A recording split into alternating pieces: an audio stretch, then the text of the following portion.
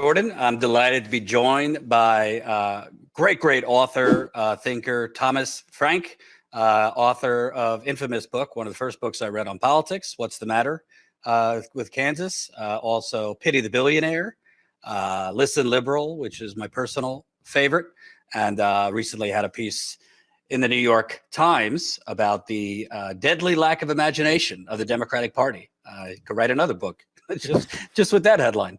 Happy New Year. Yep. How are you doing in this new year? Terrific. I have a 2-month-old. Hey, congratulations. Thank you. I remember those days. Yeah, it's been keeping me plenty busy. I'm writing a book too. Probably won't be as good as yours, but hopefully it'll see the light of day. That's on the Flint water cover up, which is yes, another great subject. Another great subject, and now it's like what we're on administration number 3. Yeah, on this one, Yeah, I wanted to start because I feel like on your famed topic of populism, we've seen a real appetite for populism, but kind of dumb luck keeps getting in the way that kind of saves the elite. What I mean by that is, the Bernie wave in 2016, I remember even going to Trump rallies. A lot of Trump supporters kind of liked Bernie and didn't love all his policies, but liked him and, considered him because there was crossover with trade and those kind of things. But then, the Democratic Party put the fear of God at the existential threat of Trump. And that kind of helped Hillary in 2016. Then 2020, kind of in the reverse. Still, Bernie was on the 5-yard line. I mean, Chris Matthews was freaking out on MSNBC. Those are good times. Those are happy memories. Right. He was on the 5-yard line. Great? That was so great. For a couple days, he was considered the front runner, and then the establishment got in his way and kind of made, Trump again, the boogeyman. I wonder what you think about that populism has kind of grown in popularity on both parties, but the Democratic Party in particular has done a good job of creating these existential crises, or at least the marketing that's propped up the establishment. Well, I mean, yeah, that is true, but the story goes back a lot farther than that. There's the appetite for populism in this country is, I would say, probably one of the number one facts about our political system. The appetite for populism and the systems, the ways in which the system contrives to keep us from ever getting what we want, what we need, what this country desperately has to have. And that's that is the genius of the American system, is you've got this thing that everybody wants. Economic democracy. There's a lot of different ways of describing it. I would use the word populism. I, in fact, used to use the word, I'm a lot older than you. I used to use the word populism all the time because it meant something. Now the word's been poisoned and you can't even use it. People don't know what you're talking about. They think you mean fascism or something like that. The populist movement, which, by the way, came from Kansas. The word was invented in Kansas in 1891. Was an early form of a social democratic movement. It was about, well, the way I like to summarize it is, it was a transracial movement of working class people for economic democracy. So it was one of the first movements that tried to bring together black and white working class people, mainly farmers, but also industrial workers. They tried. They didn't exactly succeed, but that was the objective. And populism has, it got stamped out after it first rose to fame in the 1890s. The two parties sort of stamped it out, but it kept coming back. And you see strong elements of populism in the 1930s. The 30s are in some ways our most populist period. The 30s and 40s, the World War II era. You see a lot of populism. You see populism again in the 60s, especially in the civil rights movement and the early days of the New Left. And then ever since then, what you've seen, I'm sorry, and I'm getting off the track because you've just raised in my opinion, the most interesting subject in politics. Why don't we ever get, this thing that everybody wants?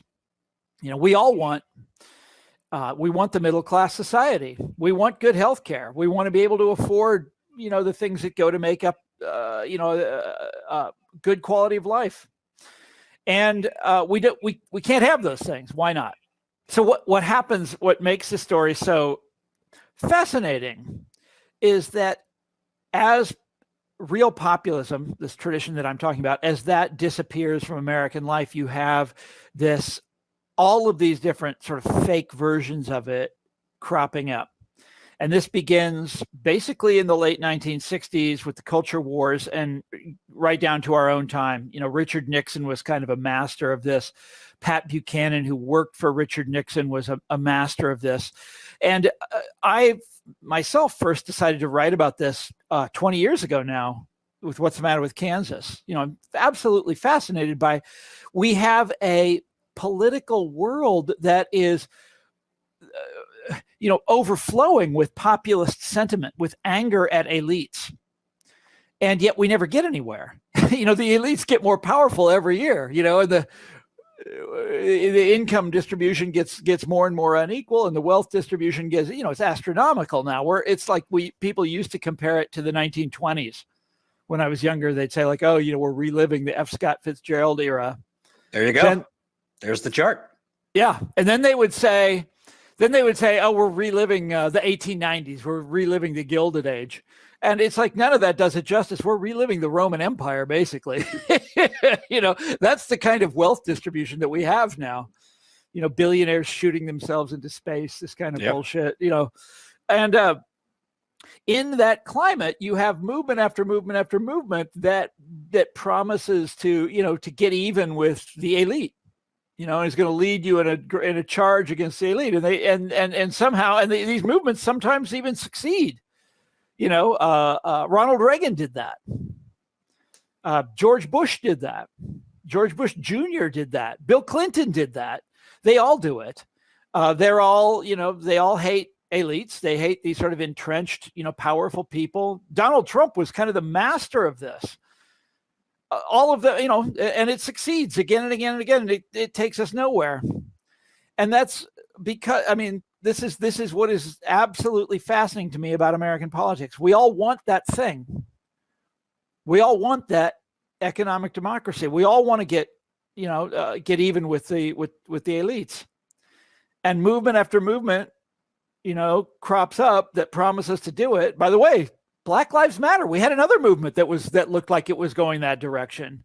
And time after time after time, it gets derailed, or it turns out the whole thing was a fraud. It was a fake. It was, ginned up by some smart guys in DC, Karl Rove and the gang, or whatever the hell it is.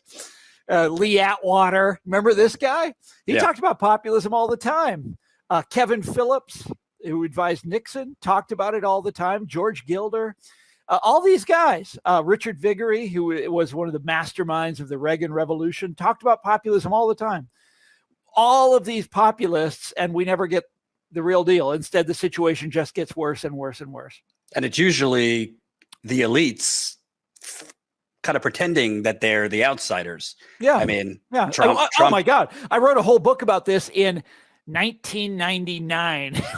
It was called One Market Under God. Let's see if I've even got a copy of it here. I don't see it. I don't see it right now, but it was about the way that this was the great bull market of the 1990s, the dot-com bubble. And what made it fascinating to me is that was all the promises of economic democracy that went along with it. It was in every TV commercial, every Wall Street Journal editorial was, this bull market is a bull market of the common man. This bull market is evening up the playing field between the rich and the poor. This bull market is bringing Wall Street to its knees. It's all bullshit. It's all lies. It's all of this phony populist promise. This is what our culture deals in just automatically as a matter of course. You don't even need to think about it. Everything is a movement for democracy. Every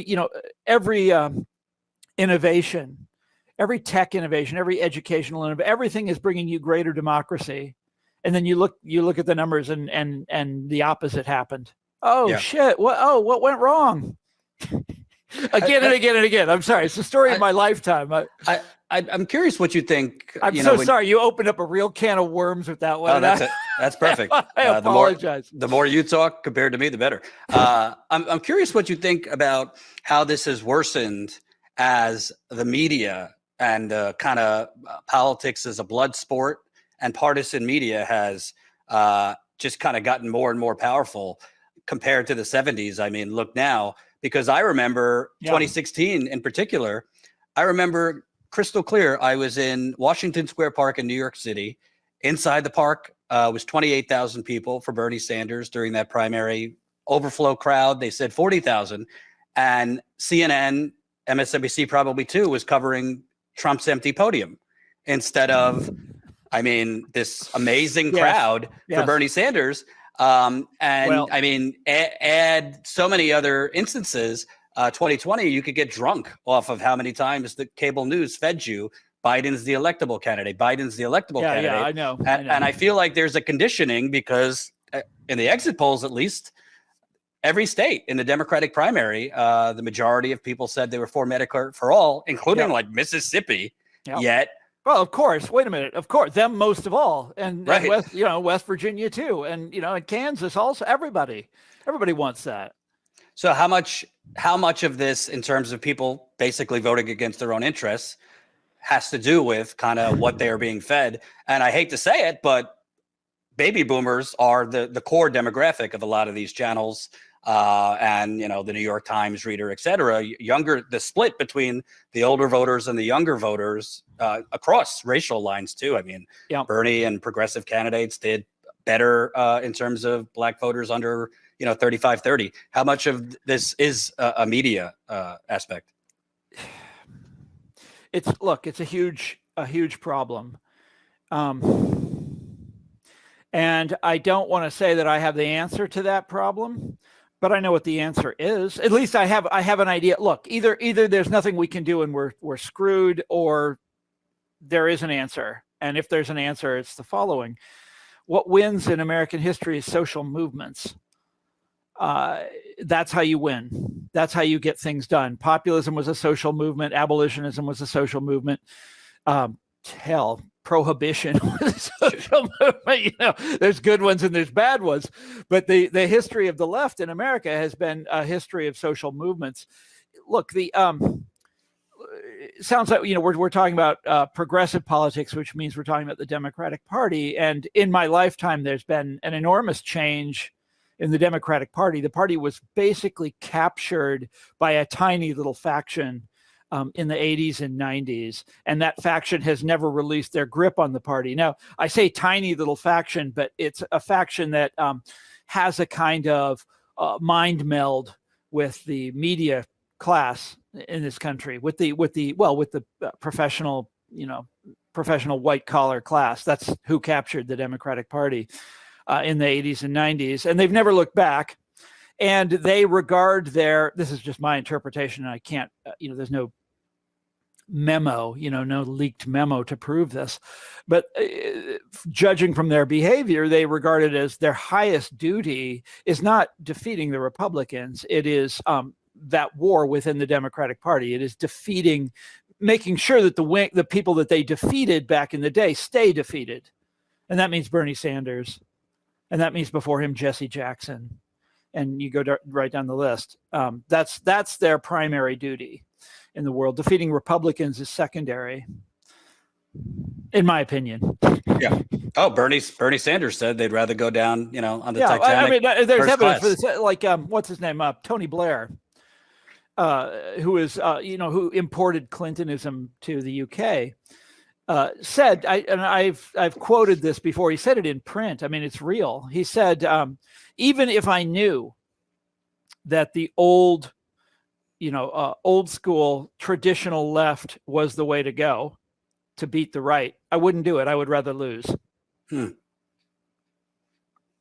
Why do you think that is? Not that you're a psychologist, but you look at somebody like Pelosi. When she got in the 90s, I mean, she was up there talking about universal health care. Is it the money that they're indirectly? That's a huge part of it, of course. Yes, but it's also its ideas. the consensus. Look, before you called, I was going through Obama's State of the Union speech. It's for a different project, totally different, unrelated project. It's not even a political thing. Oh, I thought you just do that for fun. Yeah. Yeah. No, I was reading through his State of the Union speeches, and in every single one, he mentions the concept, the great glowing social ideal of innovation. He talks and talks and talks about innovation, and this is he's saying that, and so is everybody else. So are all the management writers of the day. So are all the popular books of the day. So are all the newspapers. So is everybody. I was going to start waving books at you, but I don't see the one I'm looking for. It was in the air. The party, it's not a conspiracy, and these people are not great thinkers. Barack Obama was a great leader, but he's not a good thinker. He's a good thinker. He's not a brilliant, philosopher or something like that. He is responsive to the world that he came up in, and the kind of people that were around him, and and what makes sense to him. The same with the Clintons. I'm sorry, that sort of sounds like I'm letting them off the hook, and I don't mean to let them off the hook. But in fact, I've forgotten what you asked me. I was just asking from a psychological point of view. You look at what do they do? You look at Pelosi, even Hillary Clinton to a lesser degree when she was first lady. I mean, she actually was for some progressive, humanistic things. Then she gets in as a senator, right? Her healthcare plan, which was not a great plan, but it was a lot better than what we ultimately got. Right. Yes. Obama, who started as a community organizer, doing good things in Chicago. It's just. Did I ever tell you? I met him when he was in Chicago years ago. I was a graduate student at the University of Chicago, and I lived there after I finished. I got my PhD, and I stayed there. And he was a professor there, and he became a state senator. And I met him, happened to meet him at a house party, and what year would this have been? Like 2002, 2003. I was working on What's the Matter with Kansas. And when he walked in the room, there was this hush fell over the room. Everybody was, he's here. Even then, he had this incredible charisma, just incredible. And that electric smile, you remember. And I saw him perform a couple times. By perform, I mean give impromptu speeches. And the man was brilliant. There is nobody in that generation that could touch him. He was so good. He was just, a brilliant politician. Anyhow, that was a long time ago, but what you're saying is exactly right. And these people change. And I don't have a great answer for it. I don't have a great model for explaining it. I'd say that the money is a huge part of it, but it's also what they believe. It's also what these people believe in.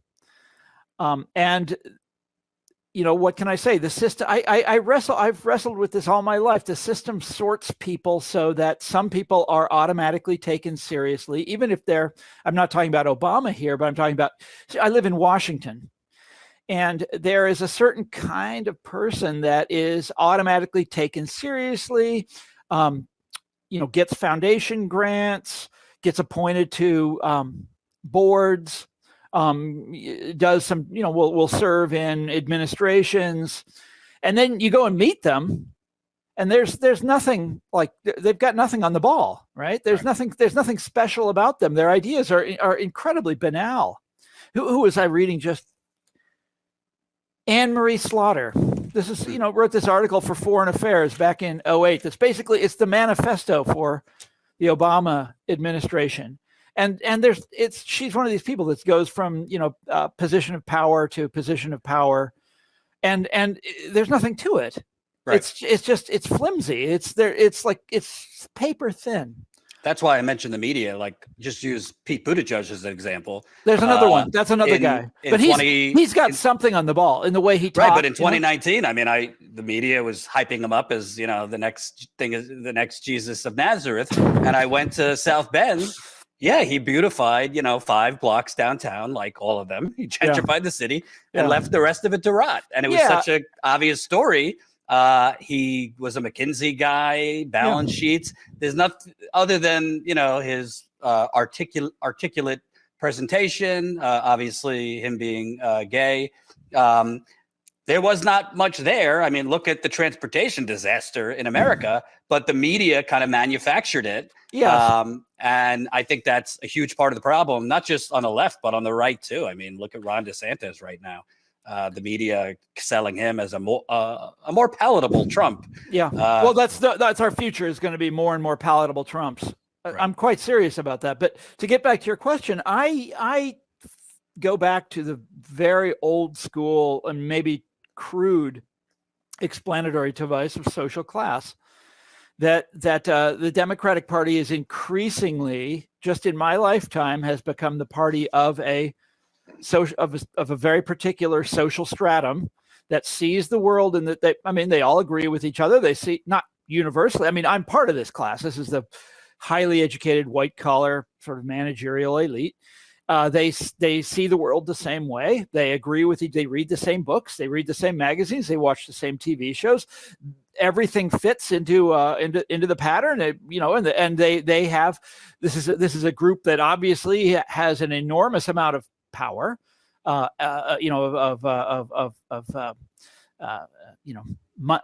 do you call it? They have a lot of money to throw around. Come on, what's the word I'm looking for? Income, disposable income. Yeah. These are the people that make certain brand. I'm looking at the brands on the flag behind you. The innovation class. The innovation class, or the also known as the learning class. In Richard Florida's estimation. And there's all these different ways of talking about them, and the Democratic Party has more or less deliberately and more or less consciously made itself into the party of this class. When I say that, this is like, they wrote about it. This is not just something that happened. This is something that Democrats thought about and debated among themselves and deliberately did, beginning in the late 60s and up to our own time. I mean, this originally was sort of a movement on the left fringe of the party, the McGovern people who had come out of the new left. And their whole idea was that up until then, the Democratic Party had been a party of unions. Democratic Party was very, very, I'm older than you, so I can assure you this is actually true, that once upon a time, the Democratic Party was very closely associated with organized labor in America. It's hard to believe, but it is true. And they were like, this has to end. The unions can't be trusted. This is because all over the Vietnam War, the unions had supported Lyndon Johnson. The leadership, not the rank and file, had supported Lyndon Johnson on the Vietnam War. And they were like, this is intolerable. These people are thugs. These people are fascists. We have to move the Democratic Party away from them. And the group we have to move in favor of is young people who are coming out of college, who are highly educated and who understand. And this was all sort of new left doctrinal bullshit. And then later that became the sort of pivotal figure here is Bill Clinton, who worked for McGovern and then becomes the leader of a faction called, and Gary Hart, same kind of thing, worked for McGovern and became the leader of this anti-New Deal faction in the Democratic Party. They eventually wound up with Hart. They called themselves like the Atari Democrats or some such bullshit. Right. And then with Clinton, they called themselves the Democratic Leadership Council. And there was a Koch connection to it as well. Yeah, Koch brothers supported it. Well, I mean, they supported a lot of things, but they gave some money to them long ago. I mean, I'm not saying that this was that was. But a lot of corporate groups funded the Democratic Leadership Council. They were the corporate. Somebody said, I forget who, they were the corporate beachhead within the Democratic Party. And this is the faction that basically conquered the party, took over. And if you go back and read their magazine, by the way, which is difficult to find, but you can find it if you dig. If you go back and read their in-house magazine, they were constantly denouncing the New Deal. The Democrats have to end their association with the New Deal, constantly denouncing the working class, Not constantly. They changed on this one. But by the 1990s, they were like, we have to become the party of the innovation class, and we have to put, all these workerist ideals. We have to put them behind us. And they did this deliberately. And you think about the Clinton years, which were so pivotal for this. And their, Bill Clinton's very close friend and advisor, Robert Reich, who wrote this book, by the way, a man who has really come around to the good side in recent years, but back then wrote a book about, what did he call them? He had a name for this class also. Symbolic analysts.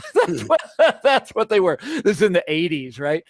All through the 80s and 90s, different Democratic thinkers kept coming up with different names for this group that they wanted to identify the party with.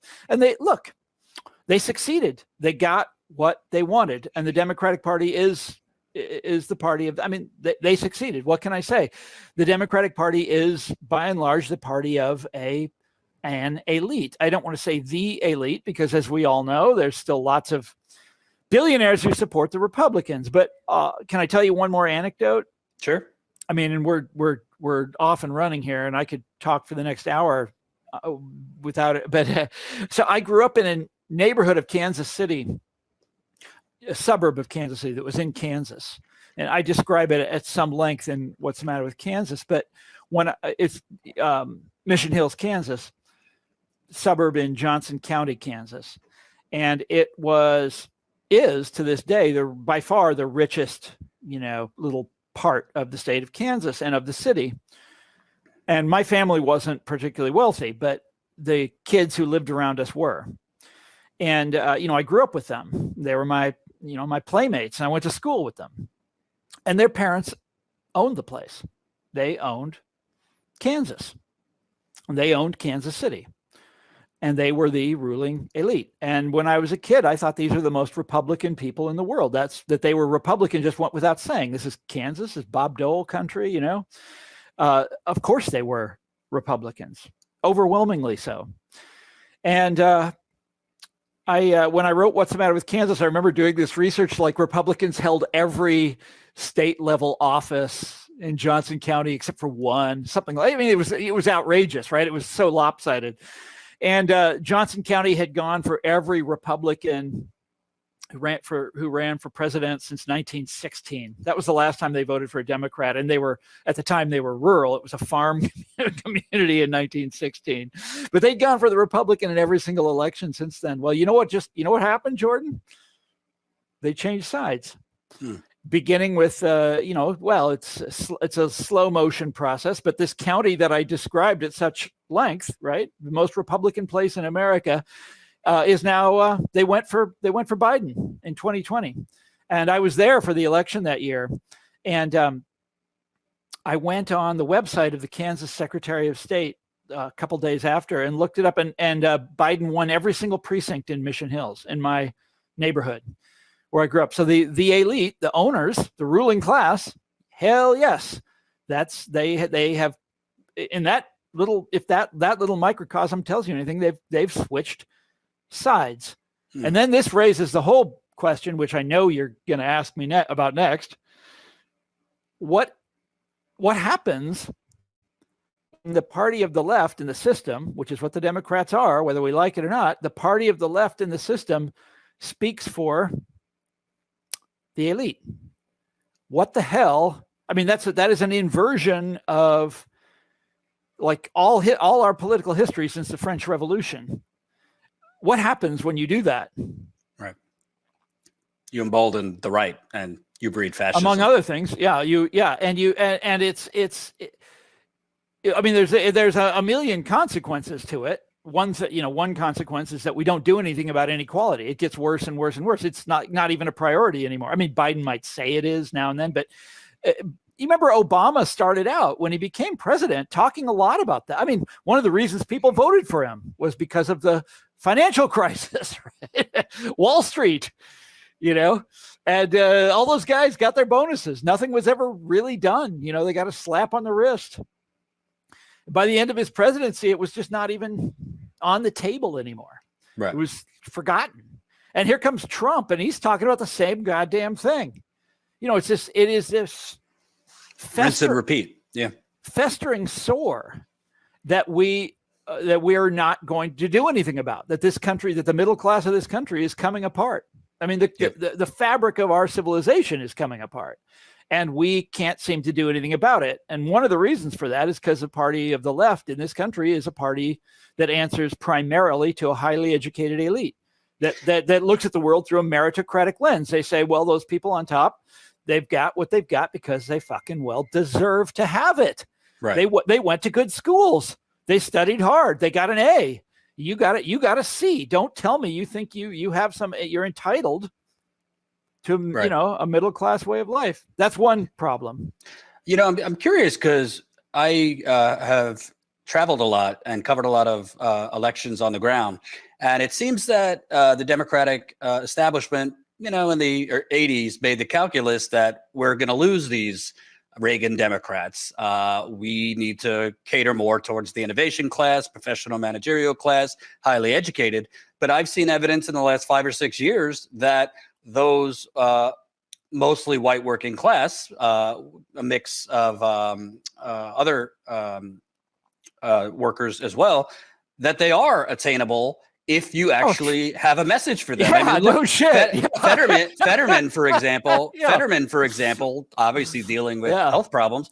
He went to every county. He targeted more so than previous Democratic candidates, red counties. He didn't win them, but he did a lot better in those red counties than even Biden did in 2020.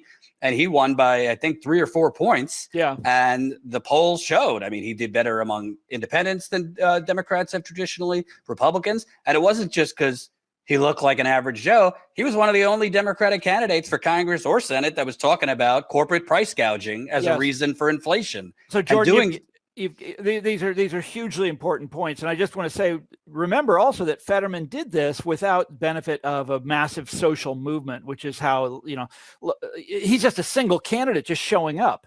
Right. That's it's amazing that he did as well as he did. It's extraordinary. And it shows you that these people, look, part of the Democratic Leadership Council, this whole turn to the right that we're describing, part of their rationale was that these people were lost to us, and there's nothing we can do. Usually, there's some accusation of racism that goes in here, where they say, well, these people are lost to us because they're basically racists, and we can never win them back. All of which is the idea of attributing racism to working class people is one of the more noxious stereotypes out there.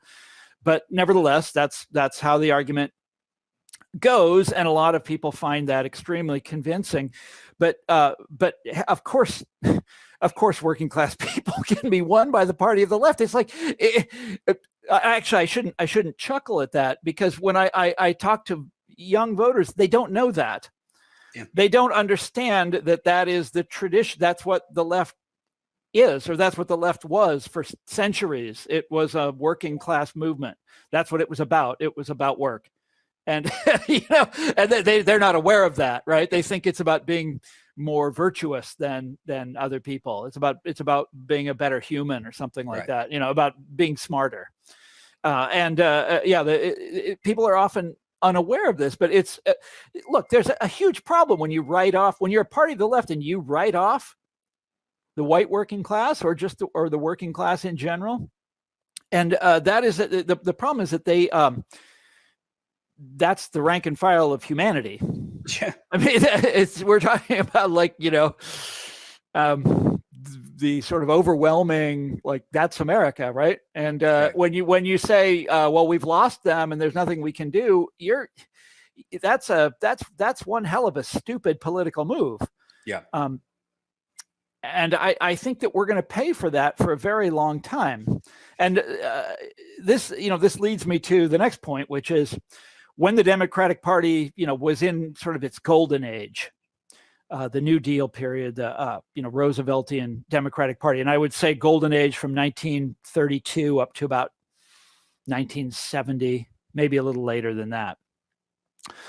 They were the majority party of this country. They held the House of Representatives continuously from 1931 to 1995, with only two brief interruptions in the Eisenhower years. This is all just in the last, since 94 that Republicans have been able to contest the House of Representatives. And that's what happens when you decide, no, we've got a new model for a party of the left. It's not going to be about working class people, except incidentally. We'll capture some of them with these other issues, right? We'll get some of them in these other ways, but they're not. That's not the core of our appeal anymore. It's this other thing, right? We're going to be the party of the highly educated, and we're going to be the party of diversity and the party of innovation, or whatever it is. When you give up on that, this is what happens. Yeah. And all of a sudden, the best you can hope for is this stalemate, which is what we've got. Where the House of Representatives changes hands back and forth, the Senate changes hands back and forth, the presidency. The Republicans were always, I don't. History is a messy business, so I don't want to say they were always competitive on the presidency, because the only presidents they had between Hoover and Reagan were fairly liberal. I'm right. Speaking of Eisenhower and Nixon here. Nixon created the EPA. Yeah, among other things. Yeah. Yeah. Nixon talked about, I was just reading about this the other day. Nixon talked about doing a universal basic income. It got lost in his fight he had a fight with Congress, and it never happened, but he was like in favor of that. Right. Like, what? Yeah. Nixon was an interesting guy in a lot of different ways. Also profoundly evil, and by the way, in some ways, Trump's great mentor. This is where Trump learned so many of his tricks. Oh yeah. From Nixon. Roger Stone was Nixon's original descendant. He's got the tattoo on his shoulder. And there's this story that I read early on when Trump was coming up in 2016 about how Trump met Nixon. And he had been at a house party in, I believe it was Dallas, or some kind of billionaire get together in Dallas. And Nixon was there. This would have been in the 80s or 90s. And Nixon was there, and Trump and Nixon were the only two people present who didn't drink. And so as a result, they stayed up all night talking. And so Trump absorbed all of these lessons at the feet of the master, and look, it's not a surprise that Trump, who turned out to be this, dreadful president, and really a scary, foolish, dreadful kind of leader, actually outflanked Hillary to the left on a number of rhetorically here. I'm talking about during the 2016 campaign, rhetorically outflanked Hillary to the left. That's the Nixon move, I was saying when I was on the campaign trail, and the media and the Democrats talking about Russia, I'm like, it's NAFTA. He has them at NAFTA. As soon as he mentioned NAFTA. NAFTA and the endless wars.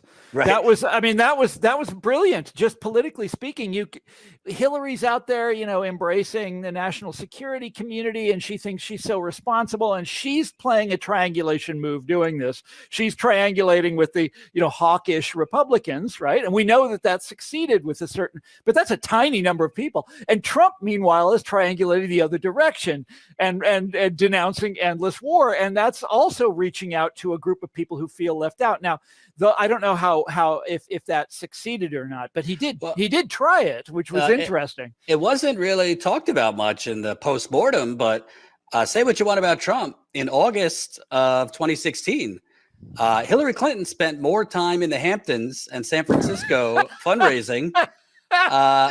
Bernie was on the road more. Bernie was on the road more for Hillary Clinton than Hillary Clinton was on the road. And Trump was barnstorming the country. Of course he was, right? Yeah, he loves that. He loves it. That's one thing you got to say, but you got to hand it to the man. He is a born politician, man, or a born public speaker. He loves it. He was as president, he was absolutely and utterly incompetent. And there's, no excuse for, what he did as president. But It is funny after all that stuff that he said that, what did he get done as president? You look back, he's like, well, big tax cut, right? The Paul Ryan tax cut. This is always what they do, right? They talk populism and then they give you they give the rich a big tax cut. And he deregulated. Yep. He was the champion deregulator. And so basically the Reagan agenda back in full force, after campaigns is just, it was basically Bush without starting without a war. Bush minus the wars. Yeah. But the Bush family will never forgive him for wrecking the career Jeb. of Jeb.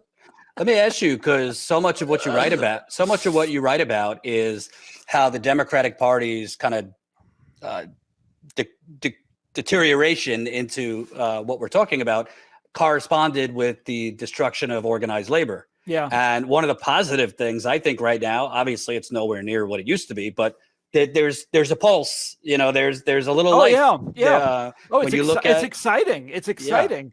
The Amazon warehouse workers, that was a huge deal for me. Now, statistically, and they just by the way officially, after Amazon tried to overturn it for a year, officially were certified. So now they're certified. And do they have I wonder if they have a contract. Well, Amazon's going to drag their feet, but at least now Amazon, according to the law, if they have to follow it, have to go to the negotiating table. Yes, and look, these are good signs. You can poo-poo it and say statistically it's still very small, and organized labor is, still on the overall on the decline, and that's certainly, they have nowhere near the kind of power that they had in the 50s and 60s, 70s. True, but this is the beginning of something. I mean, these things have to start somewhere. Why not? Yeah. And it's a lot of it's often white collar workers. You look at the adjuncts and the teaching assistants who are going on strike all over. But by the way, and I'm so excited about this. I used to be an adjunct. I'm very happy to see it. Yeah, very, very happy to see it. And the nurses too. The New York City nurses all just won. It's wonderful to see it, and they're winning their strikes. When I first started covering this stuff in the 90s. I began by covering a strike in Decatur, Illinois. It was actually 3 strikes at once, 2 strikes and a lockout in Decatur, Illinois. And they, the whole town was basically polarized. Everybody was on one side or the other. And it was the class war come home to the heartland. And they wound up, the guys that I was following wound up losing. And there was a Democratic president. He didn't lift a finger to help them. It felt like every labor story in those days went in that direction. That's just what happened. It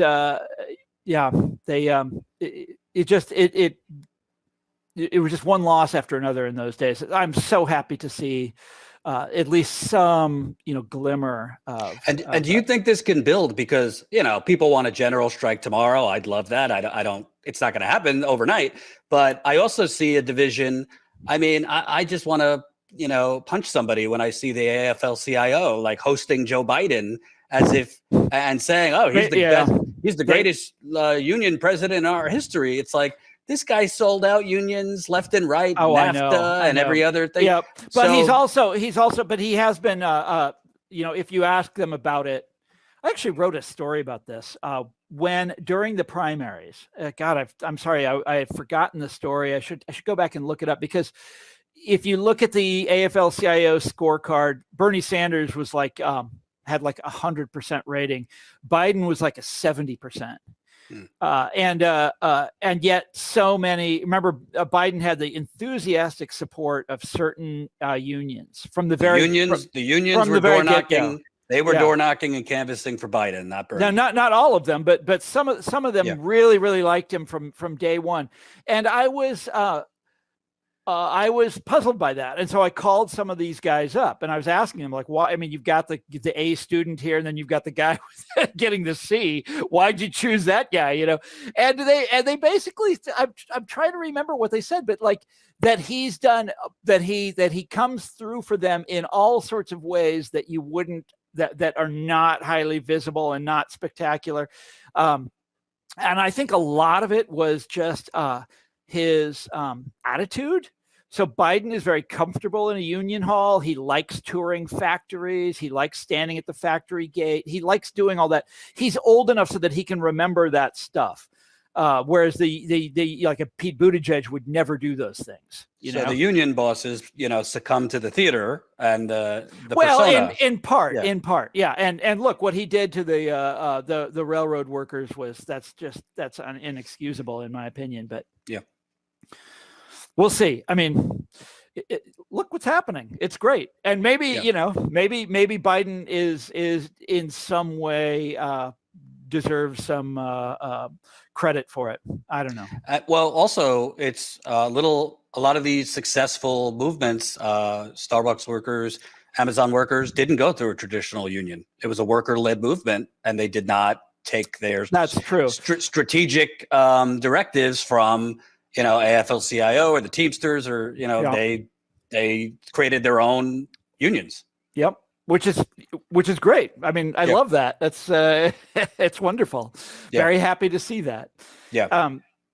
Where were we going with this? Were we going to talk about things that Biden has done right? I mean, because there are a few, but I don't. No, that's fine. I don't really care. I mean, it's like he's been good on antitrust, which is another issue that's close to my heart. And he's so far he's been pretty good on it, which is like another thing I was just reading. Sorry. No, go ahead. Another thing I was just reading. By the way, Trump talked about antitrust all the time. He did not a goddamn thing while he was president. And, and to this day, he talks about like, oh, big tech. Oh, my God, they're so powerful. It's like, why didn't you do anything? I think Biden, it didn't get a lot of attention, but it's a good thing they passed, getting rid of the non-competes. I think was a big deal. That was great. Yeah. I was just going back to I've been reading up on the Obama years. And they cut Google the biggest favor. The FTC was, declined to file an antitrust suit against Google, the greatest monopolist of this or any other period, and a huge monumental favor for Google and for Silicon Valley by extension. Right. And that's Obama. That's a Democrat. Yeah. And let me also ask you, we talked about what happens to kind of the corporate Democrats. What do you think's going on with the squad, to a lesser degree Bernie? Because I mean, AOC ran on, let's get me in there. We're going to bring the ruckus to the Democratic Party. Yeah. Bernie basically said, hold your nose, vote for Biden, and we'll fight to move him left on day one. But Bernie has taken more of the kind of inside baseball, diplomatic, approach, which most on the left are very angry about. And a lot of the left, particularly those online, have kind of just said to hell with the squad. They should have been doing what the Republicans, these kind of Freedom Caucus people, just did. I look at, for example, in beginning of 2021, when Biden was first in there and he came up with this, cockamamie, we can't do the $15 minimum wage because the parliamentarian ruled against it. Oh my God. You'd reminded me of that. Oh, that burned me up. I mean, that's a perfect opportunity for progressives to agitate. I would love to see what you're describing. And it is, I don't want to say it's strange how they fall in line, because it's very much in keeping with everything else that we're talking about. Right. The power of money, the power of the media, which is, as you know, has become so incredibly partisan, and this whole logic that has sort of conquered the minds of our I don't know what you want to call them, intellectual class, anybody that contributes to the conversation, which is like intensely polarized, that the Republicans are so profoundly evil that in the face of that we can't tolerate even the slightest dissent from the party line, which again is a ridiculous idea, but is very helpful if you are running that enterprise known as the Democratic Party. Right. But look, the broader question is, how do you build a movement? Look, what I just said is I do history. I don't do, last week's events. And if you look at this party in the terms of the broad sweep of history, I think, we face a lot of really scary threats in this country. The menace of big tech is one of them. I mean, this is like I used to think Wall Street was pretty bad in the last decade. This is so much more dangerous. Right. And there's no plan that I can see to do anything about these guys. There's the Republican Party is look, they are dangerous. Until I've had so many people try to convince me of the opposite, that the Republicans mean well and that they're coming around to my way of to my way of looking at things. That's not happening. No, I mean, I would love it if they did. I would love it if Josh Hawley, says he wants to go take on big tech and he wants to build a workers' party. Wouldn't that be awesome? Right. I would love to see that. It's that's happening. That's why I look at their donors rather than what they say. Yeah, exactly. And and I think that they are dangerous. I think that I mean, as we know from studying the Republican Party, they pick up from where they left off last time. And so,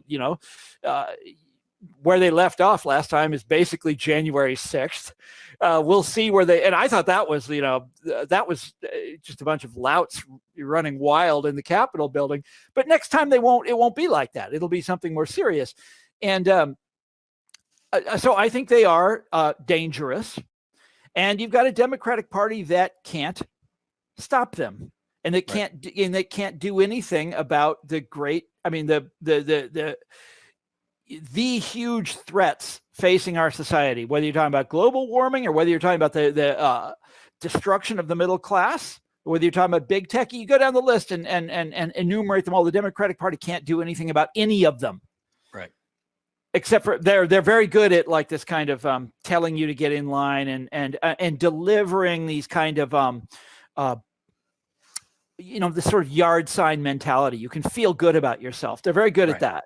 And sending you 25 emails a week that democracy's at stake. If you don't send them $10, give us money now. Yeah, right. It's funny. I get those all the time, and I get them from Republicans too, and it's almost always the same message. Yeah, and I think the policy gets lost because what you're describing. I mean, look at it. Texas is trying to put parents in jail if they have transgender kids. I mean, Ron DeSantis has a different culture war every week, banning books. Yeah, the culture wars. We'll come to that in a minute. But here, look, this party is it's capable of raising money. It's capable of winning these sort of. It's capable of bringing the Republicans to a stalemate. If luck is on their side, right? If the Supreme Court hadn't overturned Roe v. Wade, and if Donald Trump hadn't got his stupid pals, running for the U.S. Senate, right? Dr. Oz, some of these other guys, if those things hadn't happened, it would have been the red wave. So they keep getting, but that's politics. So I don't want to say they keep getting rescued by happenstance, but that's politics. But this is a party that is not really capable of doing any of the big things that need to be done. Right. And I'm sorry. Now I'm done. Well, that kind of brings me to my final question. I mean, there is a lot of people that were on the Bernie wave twice that to this day will not vote for another Democrat, and they want to build a third party. Yeah. I've seen on the road, more people, even for local elections, refuse to support a candidate, even if they don't have anything against the candidate because they're running as a Democrat. We know the Green Party exists, and they've had some success on local levels. Yeah, but that's never. When you're talking about movements, when you're talking about movements, is it realistic that in today's day and age we can build a third party? It's the only way. Well, you can't build a third party. That's. I'll just show you this. It's one poll, but 58% of voters open to backing independent candidate. No, right, and people always say that, and it's great. And every now and then someone tries it, like Ross Perot, Ralph Nader, and it doesn't succeed. Look, what happened was I think Bernie in 2016, if he would have after he lost, ran against Clinton and Trump as a third party. I don't know if he would have won. I think he would have gotten the most votes of any third party presidential candidate in history. Well, look, the last the last real third party we had in this country was the Populist Party in the 1890s. Excuse me a second. Hey, Teddy, I'm doing an interview right now. Okay. Last successful third party movement we had in this country was the Populist Party. But by successful, I mean they didn't just run a presidential candidate. They had governors, senators, members of Congress, sheriffs, all this stuff. And in some states they won, and in some states they came real close to winning. And it was a real deal. And for about 10 years in this country, you had a 3-party system. And what happened after populism died, the two main parties took all of these steps to ensure that it never happened again, that you would never have a challenge like that to their rule. And in the South, that took the form of Jim Crow. And in a lot of other states, it took they made a lot of the techniques that the populists did, they made them illegal. So the populists used to do something called fusion voting, where they would say, in Kansas was a Republican state. There was just a tiny little Democratic Party there. The populists would join forces with the Democrats and cross-endorse each other's candidates, and then they'd come out ahead. They'd come out with like 56% or something like that. And in North Carolina, the opposite was the case. The Democrats were the dominant, and so the populists would join forces with the local Republican Party. And this is illegal now. Now, there's no good reason for it to be illegal, except for that the two parties don't want to ever face that kind of challenge again. And there's a bunch of other laws like this, and they have we've never had a proper, a national third-party movement. There have been local ones that succeeded especially in Wisconsin and Minnesota. The Farmer Labor Party. It's always the same, by the way. The party that succeeds, it's always a farmer labor. It's basically populism with a different name. And but it's the thing that what we need in this country is a national movement like that, but that is not just about one guy. It's not just about a guy running for president. It's about building a movement from top to bottom. And the last time we've even seen something like that was the civil rights movement in the 60s, where it was not about the leaders. It was about organizing at specifically at the local level in the southern states, but also, organizing all the way up to the top.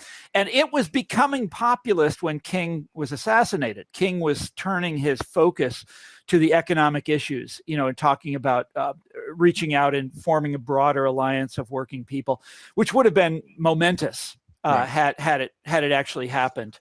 Unfortunately, it didn't. I thought there was a chance of that happening again with Black Lives Matter, which was making all kinds of noises in that direction a few years ago, but it didn't happen.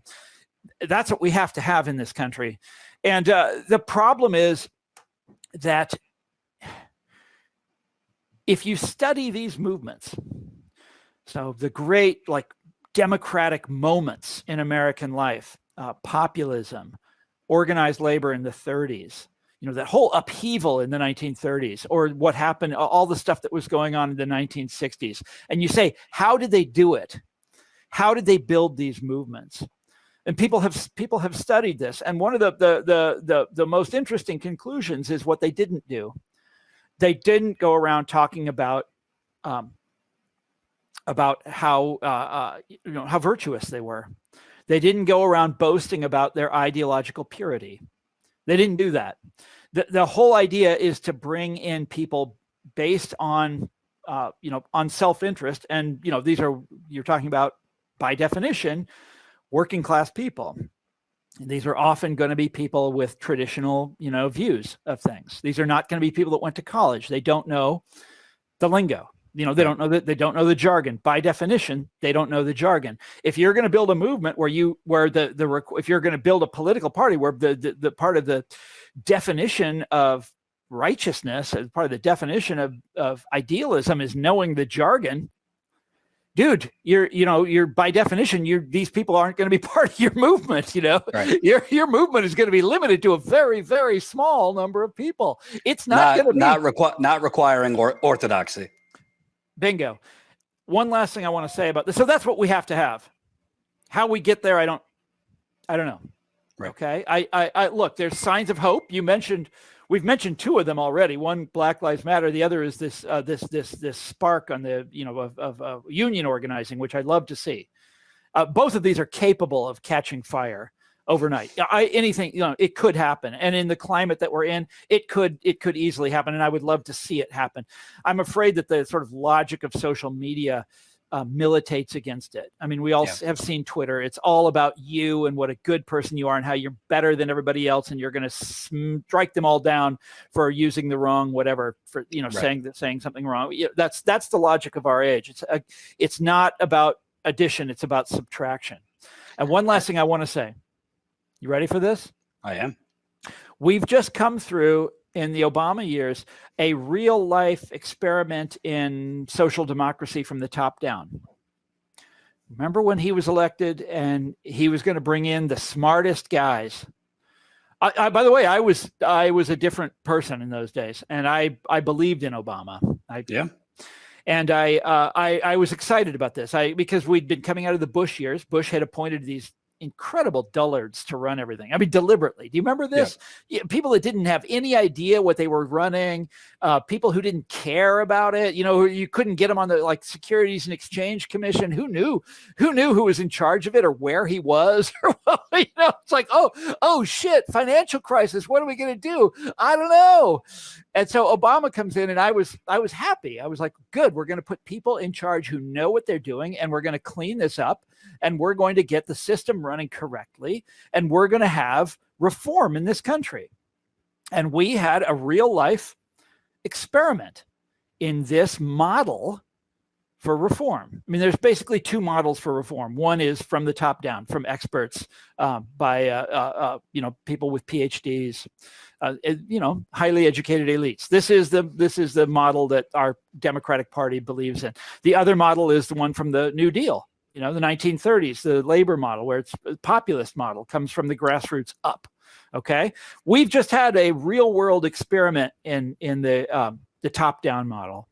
Yeah. We brought in the best and the brightest. We turned everything over to them. They had a perfect, the system had utterly discredited itself, 1929 fashion. And what did they do? They bailed out their friends.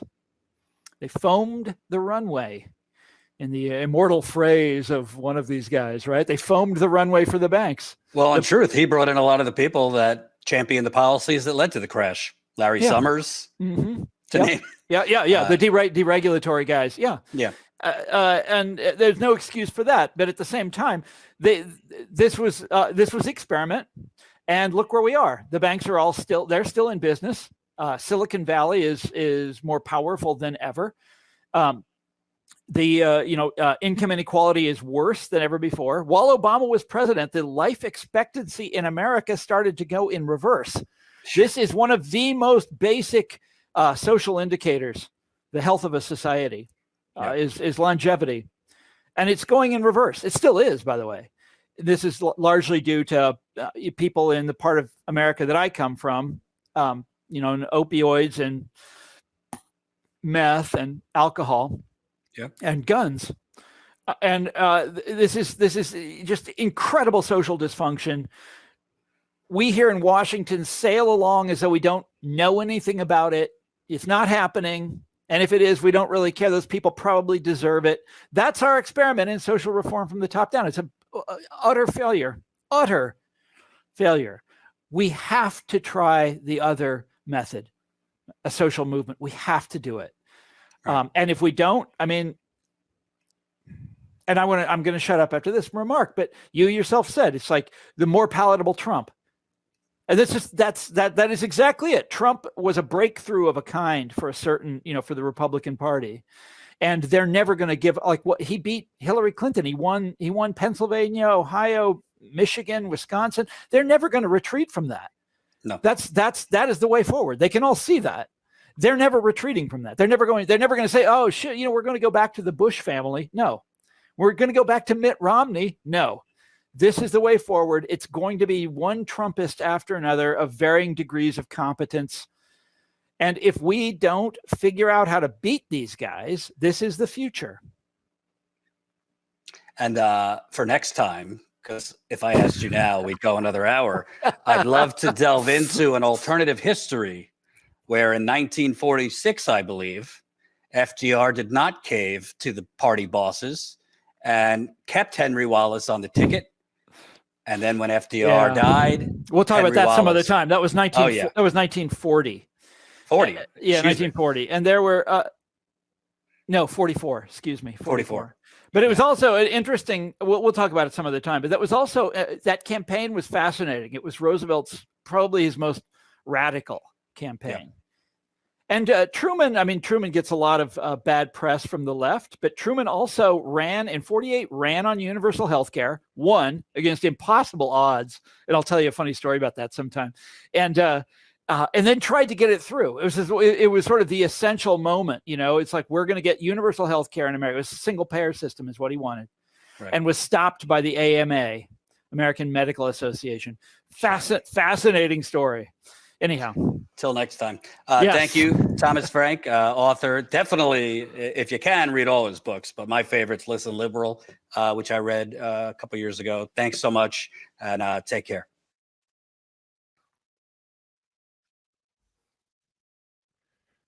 Oh, my live? Damn, I don't get no intro, no nothing. That's how they doing, your boy? How y'all doing? What's going on? I'm Ty. This is my second time right now doing this. We got a couple of things we want to cover today. Hopefully y'all have hit that like button and share. Hold on, let me get to these comments. Let me put this over here. Still low-key kind of situating myself. Dang. That don't even look good. All right. Yeah, that look all messed up. Anyway, though, it's all good. So anyway, kind of situating myself, getting it all together. What's going on? Hit that like button, hit the subscribe button. Let's look at the comments. Okay, I might have to leave this over here then. So one of the things I want to get to, I'm with y'all till like 7. One of the things I want to talk about today is I think you guys are probably familiar with the hold on. Let me see what it do over here though. Like, man, this is crazy. Let's see, bam. I don't like it. Oh, is my camera? Oh, I'm tripping. Oh, this got to be turned around. That's why. Nope. And it got to be zoomed in. See, we just getting it together. Don't worry about nothing. Don't worry about nothing. It's all good. We out here. Yeah, there you go. We out here faking it. This is a real couch, but the back is a green screen now. It's like a white wall. I had to make something. It's hot than a some of a bitch in here. But what we want to talk about is the protest is going on right now in Atlanta, Georgia, with the building and the construction of the I guess it's I guess the protests called it Cop City. It's a training facility. I think that's they named it Cop City. But it's a training facility in Atlanta, Georgia, in the Black community. And what's going on right now is today someone got shot. The police haven't released the name of the person, but what they are saying is that they're saying what they always say. Someone shot at the police, and the police shot back.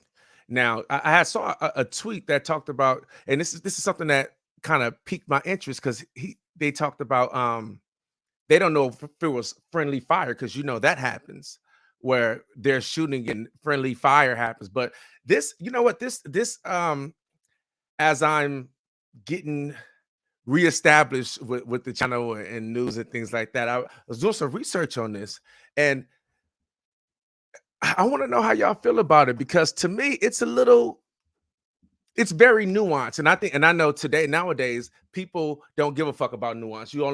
There's no gray area. There's only black and white, left and right. There's no gray area. There's no room for nuance.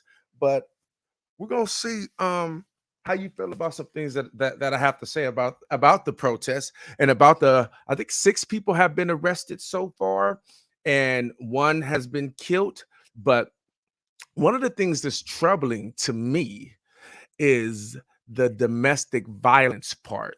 Domestic terrorism part. I don't know if you all know about this, if you had to experience this before, but they implement those they implemented those laws in Los Angeles very heavily for the gang population. And after 2001, after the Patriot Act, they started giving people football numbers because they will call you a domestic terrorist, because the only thing you have to do is threaten somebody. Then it's domestic terrorism. And they had, and back in the day, I think they changed it when Obama came in, but they had the mandatory minimums where you have to do, and I think it was like 10 years or something like that. It's a crazy amount. And then when you add the gang enhancements, so I'm very familiar with those domestic terrorist charges. And that's a scary thing to be about. Now we're gonna get into that, and I want to read what it consists of, because if you read it, it's a very broad interpretation. And I ain't gonna say it's up to interpretation, like, you know, with the stand your ground law, they have it in the language. It said perceived threat. So the only thing a person that in the stand your ground law, if the person shoots somebody, he just has to perceive it's a threat. They don't have to do anything. He just has to perceive it, and then he's okay with shooting someone. With this language here, is very broad and general, meaning that the interpretation of it can go any way, as you know, depending on who's charging you, right? So we're gonna start off with this article. Let's see, this article this is Channel 5. I think this is in Atlanta, right? This is let's see. Georgia trooper stable condition after being shot. Protester killed near controversial Cop City police facility site. So Cop City is in quotations because I think the protesters named it Cop City. So let's read into it. Then we'll watch a couple of videos, and I got a few videos that I thought was really kind of gave some context and some history behind the protest, and because just to give my take on it, so it seemed like this project stemmed from the protests that happened in 2020. Y'all remember when George Floyd, and then I think in Atlanta, I forgot the guy's name, but remember he got killed. He was like he had fell asleep in the drive-through, and then the police, he ran away, and the police like killed him, and then they ended up burning down the I think it was a Jack in the Box or something like that, if I'm not mistaken. I should have checked that out. But so all this protesting and all these things are happening, and they're promising change, and they're what they ended up doing is giving the police this money instead of changing cleaning the like making the streets better, or I guess I would say targeting like infrastructure, targeting homelessness, or targeting poverty. What they did is they kind of, like someone said, gave the police a gift, and the gift was a $90 million project for 85-acre land where they're going to have a training facility where there's going to be, it's like this is the craziest thing about this whole thing. Like when people were talking about police reform, because we all agreed, and that's why a lot of people protest that, yeah, there needs to be better police training, right? So the features of this mock city is what they call. It's a shooting range, and it's a mock city with schools and residential homes and things like that. It's made like a city so they can kind of be in the real life environment. They said nothing about mental health evaluation. They say nothing about extensive background checks, as far as like not just criminal background checks, but background check of bipolarism, your medical history. Because if you're going to allow somebody to have a gun, that means you can control life and death. And we see that. And there's no language that says this is what they're going to be doing. They have a whole facility. Mind you, this is the biggest facility of its kind in America. And this is just the start. I remember back when we were doing the water with the water issues and poisoning in Flint. And one thing that Jordan would always say, like, you guys need to pay attention, because this is just the beginning. This is ground zero. It's going to start happening everywhere. If corporations feel like they can get away with it, it's going to start happening in every city. And I think that's their concern too. Like, if they allow this thing to happen, the biggest training facility, mind you, it's in the area that used to be that it was condemned, like it used to be a prison that treated, and I think before it was a prison, it was a slave quarters, like a plantation that held like 19 slaves, which is, you know, another thing in itself. I'm sure it's a whole lot of areas in Atlanta, that's the South, that used to be slave quarters. But when we were talking about training, we were talking about making sure that the people that you're giving guns to, making sure that color doesn't make them scared. Like when they see a black person, they kind of approach us as if we were an aggressive, loose pit bull, and they'd be so aggressive with us and killing us and everything. That's kind of what they were trying to say. Like, we need to cut that out. You gotta stop profiling people and start looking at people as people, and stop thinking he's a threat because he looks that way. And start evaluating the situation. Now, we all know that police don't know how to de-escalate shit.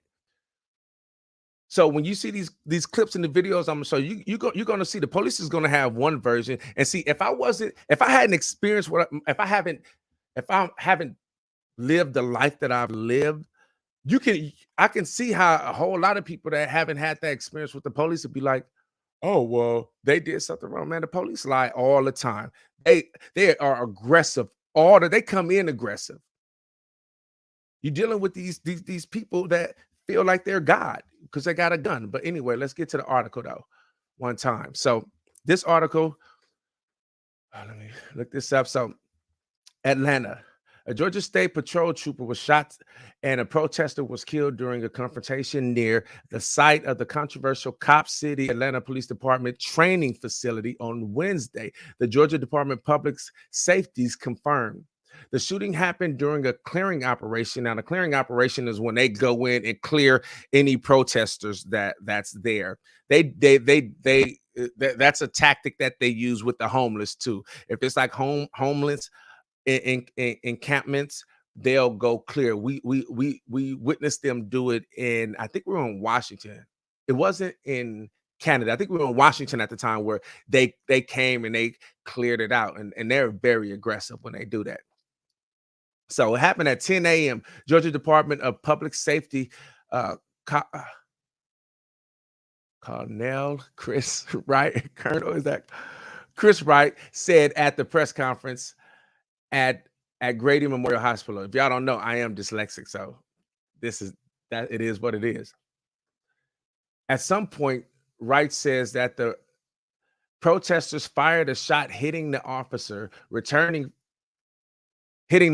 Officers returned fire, killing the suspect. Georgia Bureau of Investigations Director Michael Register said the protester opened fire first. It happened while law enforcement were clearing on the area in the woods.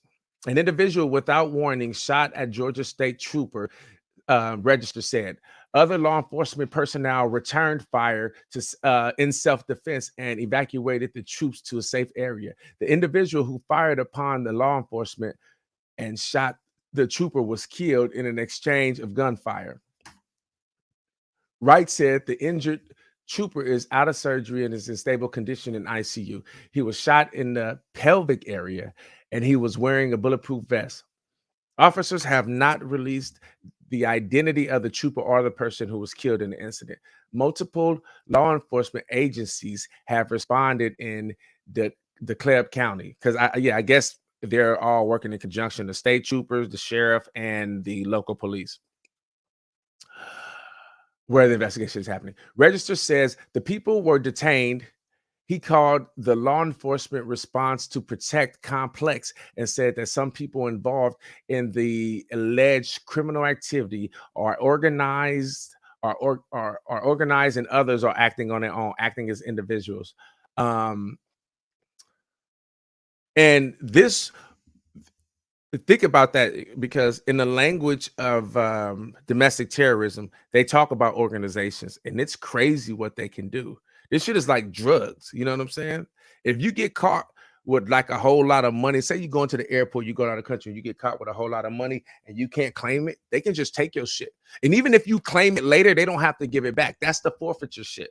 This is in the language, and they can seize all your stuff. So all these people that got arrested can potentially have their house seized. They can do a whole lot to just intimidate anybody else, to intimidate anybody else from protesting and doing what they did, because the language says that they can take their homes, they can get their medical records, they can keep them from flying, being convicted, like domestic terrorism. This is all the things that they have the law, because this happened in 2001, right? You know, the Patriot Act passed. Obviously, we all know that surveillance and all the shit that the Patriot Act allowed them to do. We know how terrible that was. But this happened in 2001, so it almost gave police, FBI carte blanche once you are charged with that type of crime, domestic terrorism, to take everything from you, to cripple you, economically and socially as well. Because it's not only you, and we'll get to the language, but it's not only you. If you're with an organization, the people that wasn't there, but they're part of the organization, they find out that they're part of the organization, they can be captured too as people that's trying to plan it. It gets real deep, and it gets real, scary, low key. Because they can get you, and once they get you, they got you. Y'all ain't never been arrested, boy.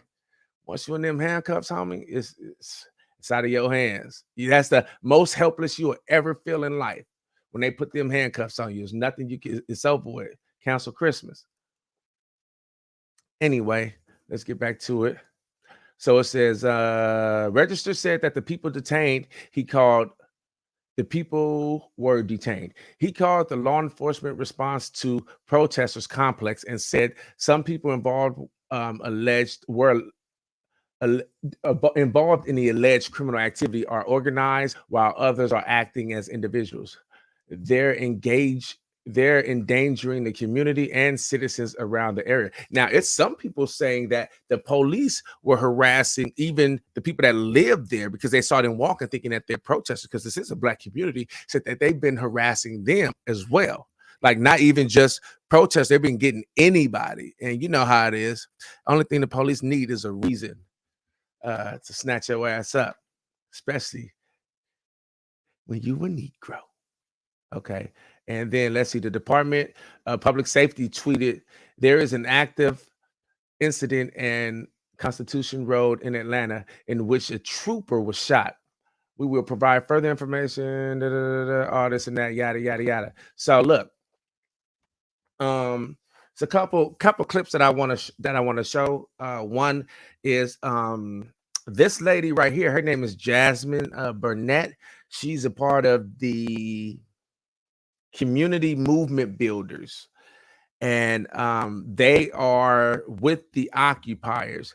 You know what it seems like to me is that it seems, based on what I've seen, that there are kind of two type of occupiers, or maybe three types, right? There's three types of occupiers at the protest in the forest. You have one that seems to the more extreme. They not tripping on none of that. They ain't going for it. They with it all. They blowing, right? They like, this is what we doing. You ain't gonna just punk us and kill us. Like, we going out with a fight. You got them. You got then the protesters, where it seems like the urban welfare, the community movement builders are just the protesters that's there, that's probably not involved in the more extreme stuff, but like, yeah, we here supporting, you know what I'm saying? We riding with it. Y'all do what y'all do. If we get arrested while y'all doing it, then so be it. God bless. But we gonna be here. We ain't throwing nothing. We ain't shooting nothing. But we right here. We using our bodies, right? And then you have the residents who live around here, who already dealt with pollution. You gonna see on the video now. Yeah, Democracy Now! The video, but I think it's now this. It's now this. Did a really good video on it, and we're gonna check it out as well. Oh, damn, 92. Okay, I hope it's not stuttering because it seemed like my CPU just shot all the way up. It looked like it's kind of stuttering. It's at 75%. Why is it at 75%? Jeez. All right.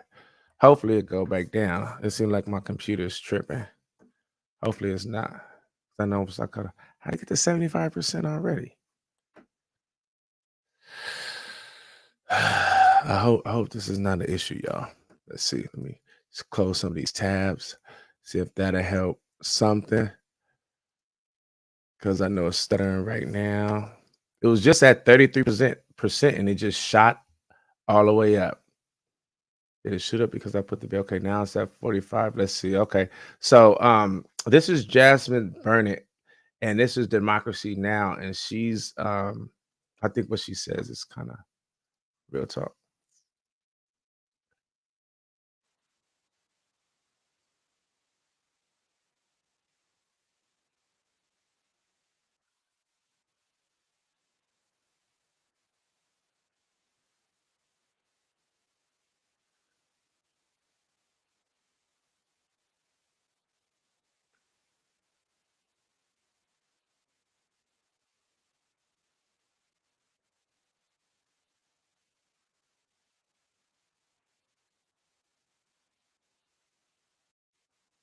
This is the global struggle of the occupation of our communities. Let me see. Jesus. Okay. Let me pause that. See if we can get wow. I don't know what just happened. There you go. Look at that. All right.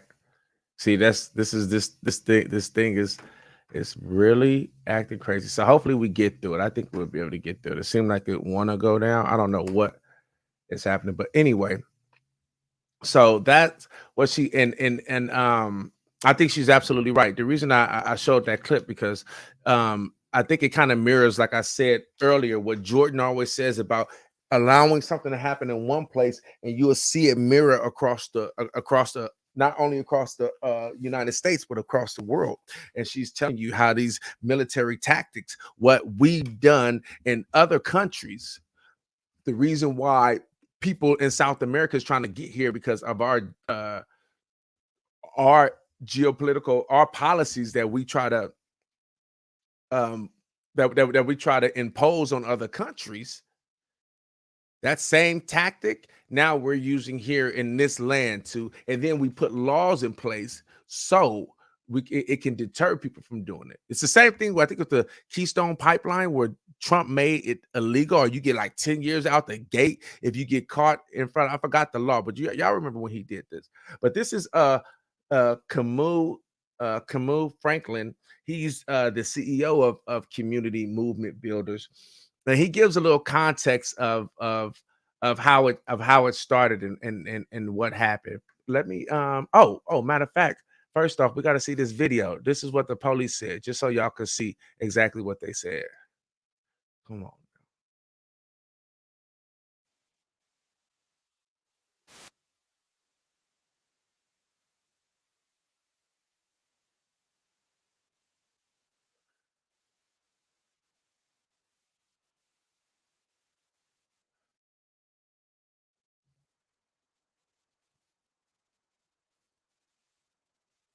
All right, we'll get past her.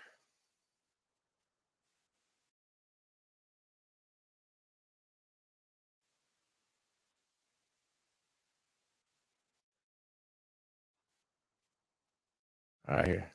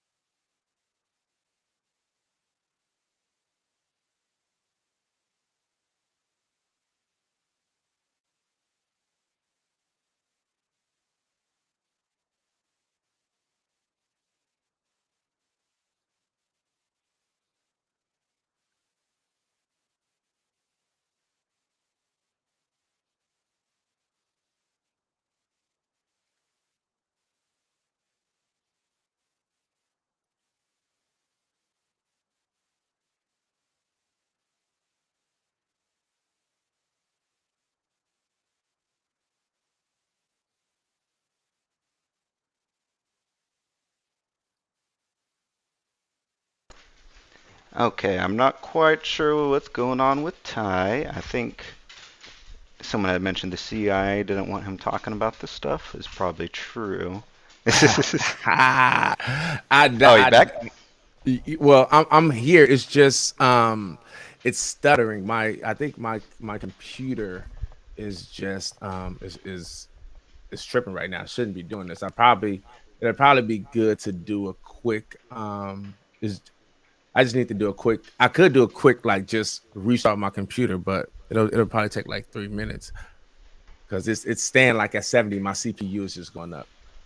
Yeah. Okay, here, let me get if you wanna, you can go ahead and do that, and I'll entertain You know the what? Do this. fellows. I know what you can do. I'm gonna send you this. I'm gonna send you this video that I wanted to show them so they can see it, and then Oh, yeah. I should be back. Yeah, like let's see. Yeah, because I think his explanation from here is about 5 minutes. About 5 minutes. It'll take me five minutes to reboot this, and we should be Gucci. My bad. All Let right. me You email send that this. in the chat here. Oh, should I put it in the chat? If you want, whatever's easiest for you. Wait, what? On the right where it says 2 people, you can put it right there in the private chat. Okay. Yeah. So you guys, if y'all can hear me, watch this video. This, like I said, this is Camus Franklin. He's the CEO of Community Movement Builders, and he give a little history behind why the police got the money in Atlanta, and he gives an alternative to building this cop city training facility. So y'all watch that, and then I'll click back in, and by the time it's over, I'll be back in. All right, pull that up here. Here you guys go. Is employing in Africa through the AFRICOM program, right? This is a global struggle against the occupation of our communities. We go now to Atlanta, Georgia, where we're joined by Kamau Franklin, the founder of Community Movement Builders, part of the coalition trying to stop the construction of Cop City in Atlanta. Kamau, welcome to Democracy Now! We knew you in New York when you were part of the Center for Constitutional Rights. You've moved to Atlanta. Talk about the significance of what's happening now and 5 activists being charged with domestic terrorism. Yes, thank you for having me. And as an update, it is now 6 activists. A day after the initial raid, another raid was done and another activist was arrested and is now being charged. So we think these charges are setting up really the idea of criminalizing dissent around Cop City. So far, these activists have been denied bail. There's a second bail hearing that is coming up. But because of the outrageous charges, the very generalized charge of domestic terrorism under Georgia law, that these folks are still being held. And this has been a concerted effort by law enforcement agencies from the city, the Atlanta Police Department, the county, DeKalb Police Department, the state, the Georgia Bureau of Investigation. At the federal level, the Homeland Security and FBI have all been involved in a task force which is targeting these organizers and activists on the ground for being opposed to Cop City. And what are the specific actions that they allegedly have taken to warrant these kinds of charges? Well, the interesting thing about these arrests is that these arrests were basically a push in the force to destroy everything that was built in terms of a resistance movement, a group of folks that we call the Forest Defenders in terms of the loose coalition of people who have actually moved in the forest or who spend days in the forest camping out as an act of civil disobedience. Remember, Georgia's the place where John Lewis and Good Trouble is supposed to be accepted. But civil disobedience in the forest is something that is not accepted when the police want to build a highly militarized training ground. And so while these folks were just a part of their encampment, they were raided by the police, again, by the Georgia Bureau of Investigation. Folks were literally sitting in tree huts where they were, all of their camp equipment was destroyed. Rubber bullets were used. Guns were pointing at their head.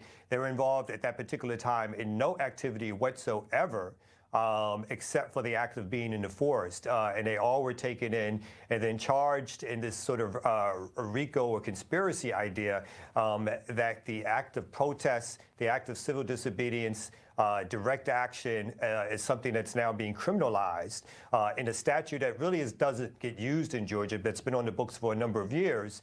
And so these folks were doing absolutely nothing but being in the forest as forest defenders at the time of their arrest. And could you tell us a little bit more about Cop City? I mean, how did this idea originate? Who backed it? What politicians were behind it? Cop City is something that came out after the George Floyd uprisings of 2020. After George Floyd was killed, Breonna Taylor was killed here in Atlanta, Rayshard Brooks was killed by the police. And there were massive protests, as we know, around the country, even around the world, around police violence, police brutality. There were calls for defunding the police. There were calls to abolish the police. There were calls to find new ways to bring safety to various communities, particularly Black and brown working class communities. And it was during that time that Keisha Lance Bottoms, then the former mayor of Atlanta, and the city council, along with the Atlanta Police Foundation, the Atlanta Police Department, the police union, came up with the idea to give basically a gift to the police to make them feel better as a way of changing the narrative. And as we've seen over the last few years since the George Floyd uprisings, both Democrats and Republicans, elected officials, private companies, the same private companies that claimed that they were supporting Black Lives Matter have put literally tens of millions of dollars into funding this police apparatus, this Cop City. And so during that time period of shortly after the uprisings, the idea came up with that we should, we being Atlanta, should give this gift to the police of this training center, which again is basically, as Jasmine stated in your clip, is an urban warfare center where there are going to be over a dozen shooting ranges. There's going to be an explosive range. There are going to be mock cities to practice urban warfare. There's going to be a helicopter pad for Black Hawk helicopters to land. So this is being done right in the middle of a working class and poor Black city, Black area in Atlanta, one of the last left intact. And so this is all planned around changing the narrative, talking about crime and how this facility is going to be used to fight crime, which is, a lie on its face, because this facility, even without protests, would take 4 to 5 years to build. So this is basically a boondoggle that's been given to the police to make them feel better, to change the narrative from abolishing or defunding the police to one in which now the police are needed to solve acts of crime. So can you talk about, Kamau Franklin, the alternatives to militarized police that your group and the whole coalition is calling for, and what's going to happen to these 6 activists charged with domestic terrorism? We just have a minute. Yeah, our groups have called for alternatives to policing in terms of having outside agencies that call if there's mental health issues, if there's homeless issues. On a more radical end, we've actually called for our communities having the ability to control any policing that happens, which means the ability to hire or fire policing, to discipline police in our communities. We've called for community cop watches, where we watch the police, safety walks, where we create other avenues of safety which are not around the police. So we are continually supporting the organizers and activists who were arrested. We are gathering bail funds as we speak. We're getting lawyers for these folks. Again, another bail hearing is scheduled for the 27th. So right now we need as much solidarity and support as possible to support these folks and to continue to fight against Cop City being built. Activist attorney Kamau Franklin is founder of the organization Community Movement Builders, speaking to us from Atlanta, Georgia. And that does it for our show. Okay, that clip's done. So what I'll do, while we're still waiting for Ty, I'll read some of the super chats we got during the interview. If you guys missed it, Jordan interviewed Thomas Frank right before Ty went live here. So we'll have that interview probably posted later on its own. But let me just read some super chats. So we have Double K with $19.99. Thank you very much. Dashbush Fleiss with $5.99. Thomas Frank is in my top 10 most likable people list. That's awesome. Yeah, no, he seemed really cool. I hadn't actually seen him before, or like an interview with him before. So I thought that was pretty good. Double K with another $19.99. Thank you very much. Fly Trumper Fly, $2. Great guest info. Isn't he a boomer on the cusp? I have no idea. I'm actually not too familiar with like the age, how that works with the segmentation of ages for boomers and millennials and Gen Z and all that fun stuff. Where'd my thing go? Dave L, $5. There was an infamous little punk joint outside of Lawrence from about 85 to 93. I have to wonder if Thomas ever went there. That's probably in reference to a specific conversation they were having, but maybe he's cool and he went everywhere. Oh, are you back? Yeah. It's still teetering kind of high, so I have to see what's going on after, but I think I can probably get through it. Right now, staying at 50. If it stays at 50, we'll be good. If not, just watch out for me. I just gotta. I'm not sure what's going on with. I just gotta check some stuff. Oh yeah. All right. Good luck. Thank you, brother. Appreciate your patience. So that was he was the CEO, Kamau, and I think one of his solutions was let's see.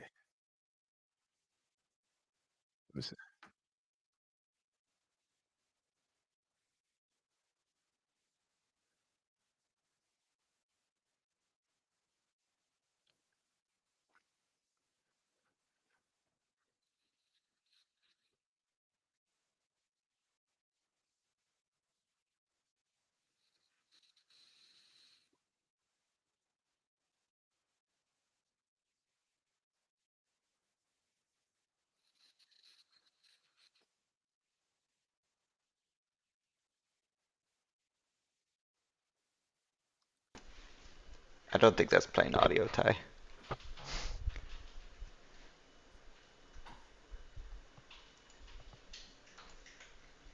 You said it's not audio. I didn't hear any audio. Yeah, You sure? I did play that full interview also. Okay, but it should have audio because I see it coming through. It's not going through. Let me. No, for some reason. That's interesting. Let me. Might need to just use the StreamYard share if it's not working. Audio, my audio, bam. That's so interesting because it's going through. Oh, interesting. Jesus Christ. And let's see, the camera's getting my mini cam and this. I don't know, man. Okay, I got you. I'm gonna read this article about I got it. So since we have some issues in this punk ass internet is tripping, Spectrum is a whole. But I wanted to read this article on what, like, domestic violence, like what it covers is crazy. Everything that it encompasses. Let's see if this is it. Yeah, the Patriot Act. Let me get here. My apologies. It's still at 70, bro. This shit is tripping. Okay. So, how the U.S. Patriot Act redefined domestic terrorism. Section 802 of the U.S. Patriot Act expanded the definition of terrorism to cover domestic violence as opposed to international terrorism. A person engages in domestic terrorism if they do an act dangerous to human life that is in violation of criminal laws of a state or the United States. If the act appears to intend to intimidate or coerce a civilian's population, influence the policy of government by intimidation or coercion, or to affect the conduct of a government by mass destruction, assassination, or kidnapping. Additionally, the acts have to occur primarily within the territorial jurisdiction of the United States of America, and if they do not, may be regarded as international terrorism. Section 802 does not create a new crime of domestic terrorism. However, it does expand the type of conduct that the government can investigate when it is investigating terrorism. The U.S. Patriot Act expanded governmental powers to investigate terrorism, and some of these powers are applicable to domestic terrorism. The definition of domestic terrorism is broad enough to encompass the activities of several prominent activist campaigns and organizations. Greenpeace, Operation Rescue, Virtues Island, I don't know what that word is, and WTO protesters and the Environmental Liberation Front have all recently engaged in activities that could subject them to being investigated and engaging in domestic terrorism. Now, and once you engage in domestic terrorism, don't forget, they can then track you. They can trace you. That's the Patriot Act. They can track and trace you. So one example is the is it Vicas Island protests when many people, including several prominent Americans, participated in civil disobedience on a military installation where the United States government had been engaging in regular military exercises, which these protests oppose. The protesters illegally entered the military and tried to obstruct the bombing exercise. This conduct would fall within the definition of domestic terrorism because the protesters broke federal law by unlawfully entering an air base, and their acts were for the purpose of influencing a government policy. See, that's the crazy thing. They said their acts is for influencing government policy. Do you guys know what that means? If domestic terrorism is defined by domestic terrorism, if they say one of the definitions, this broad influencing. So anytime you protest, that's the goal, is to try to influence policy. That's crazy. So what they're saying is you can't protest. That's really what they're saying. Because that's what any protest is about, influencing public policy. This is crazy, right? This is how they get you. This is how they trap you up. And then all of a sudden, you're a domestic terrorist. You can't fly. You're getting football numbers in jail. Let me see where I'm at. Corrosion. Domestic terrorism because the protesters broke the federal law. Okay, corrosion. Okay, the government intimidation.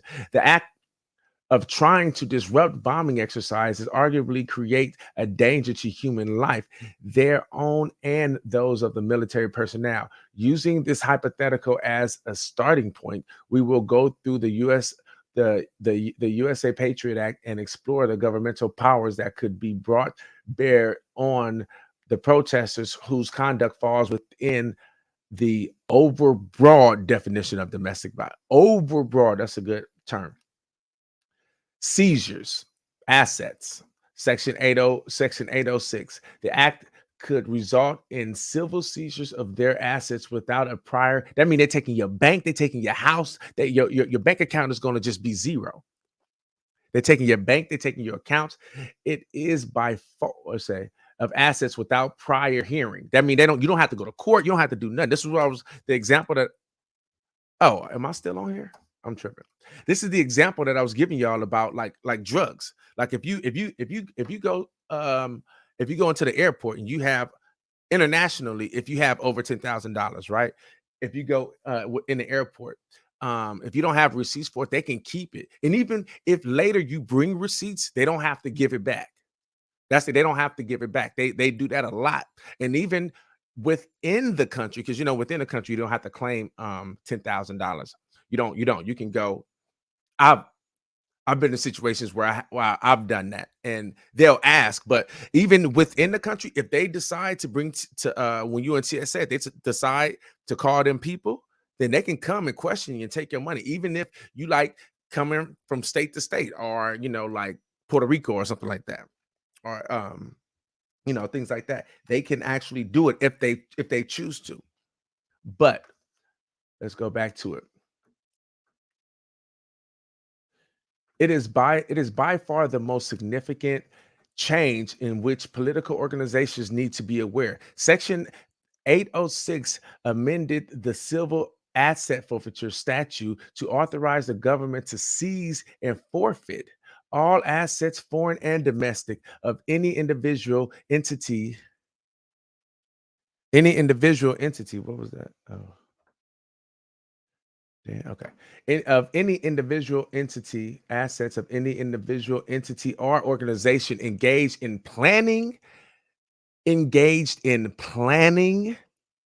Listen to this.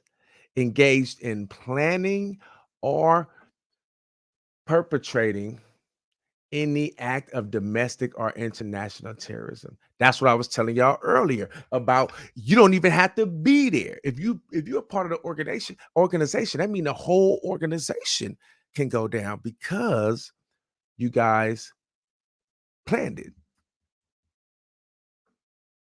against the United States. Okay, so let me read that over. Entity. So can seize all assets, foreign and domestic, of any individual entity or organization engaged in planning or the perpetration, I'm sorry, of any act of domestic or international terrorism against the United States or their properties, all assets, foreign and domestic, affording any person a source of influence over any such entity or organization, or acquired or maintained by any person with the intent and for the purpose of supporting, planning, conducting, or concealing an act of domestic or international terrorism against the United States, citizens or residents of the United States, or their property, or derived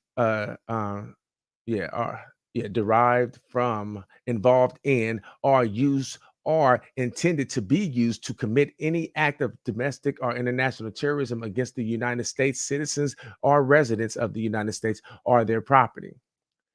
So it says this language is broad enough to authorize the government to seize any assets of any individual involved in the protests, or of any organization supporting the protests of which the person